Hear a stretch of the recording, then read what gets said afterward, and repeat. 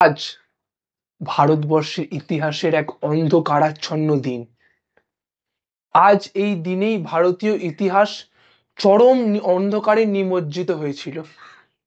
আজ এই দিনেই আমাদের ভারতবর্ষ এক অমর, শক্তিশালী এবং বিশ্ব প্রতাপী এক দেশনায়ককে হারিয়েছিল। আজ সেই অভিশপ্ত 18ই আগস্ট। 1945 খ্রিস্টাব্দের সেই 18ই আগস্টই ছিল সেই দিন যেদিনকে আমাদের ভারতবর্ষের নেতাজি সুভাষচন্দ্র বসুর অন্তর্ধান হয়েছিল। বলা হয় সেদিন তাইহুকু বিমানবন্দরে নাকি এক বিশেষ বিমান দুর্ঘটনায় তিনি মৃত্যুবরণ করেছিলেন। আদতেও কি তাই? সরকারি নথিপত্রে তো না হয় লেখা আছেই, বাস্তবে কি তাই?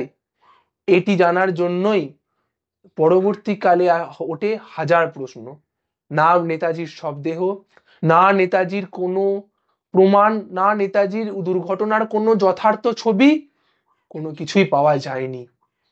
তাই এই বিষয়ে অনুসন্ধান করার জন্য সরকার কর্তৃক 3টে কমিশনের কথা বলা হয়েছিল। প্রথম কমিশন অর্থাৎ শাহনওয়াজ কমিশন, সেটি 1956 খ্রিস্টাব্দে আসে। এই শাহনওয়াজ কমিশন সমস্ত গবেষণার পর বলে যে না, নেতাজি সুভাষচন্দ্র বসুর যে বিমান দুর্ঘটনার গল্পটি আছে সেটি সত্য। পরবর্তীকালে আসে খোসলা কমিশন 1970 থেকে 74 খ্রিস্টাব্দের মধ্যে। তারা যে গবেষণা করে সেই গবেষণার ফলাফলও কিন্তু দাঁড়ায় একই, কি না সেই বিমান দুর্ঘটনা। কিন্তু দ্য থার্ড ওয়ান অর্থাৎ মুখার্জি কমিশন, সেই মুখার্জি কমিশনের তথ্য কিন্তু একটু ভিন্ন হয়। তারা সেই সময় বেশ কিছু প্রশ্ন তোলে এবং তাদের বক্তব্য অনুযায়ী উত্তরপ্রদেশের ফৈজাবাদে এক সন্ন্যাসী যার নাম ছিল গুমনামি বাবা, তিনি সেইখানে বসবাস করতেন এবং তিনি কখনো আত্মপ্রকাশ করেননি। কিন্তু তার মৃত্যুর পর অর্থাৎ 1885 খ্রিস্টাব্দে যখন তার মৃত্যু ঘটে, তারপর তার ঘর খনন করে নেতাজির দৈনন্দিন কাজে ব্যবহৃত বিভিন্ন রকমের জিনিসপত্র, যেমন নেতাজির খুব গোপন চিঠি, নিজের লেখা কিছু বই, টাইপরাইটার, চশমা এবং বিভিন্ন বিদেশিদের দেওয়া বিভিন্ন উপহার তিনি পেয়েছিলেন। সেইগুলি সেখান থেকে প্রশ্ন ওঠে, মুখার্জি কমিশন প্রশ্ন তোলে, তাদের থিওরি দেয়, কিন্তু সরকার সেই থিওরি জানতে নারাজ হয়। 2005 সালে জনগণ কর্তৃক একটি আরটিআই ফাইল করা হয়, যেটাকে বলা হয় মিশন নেতাজি।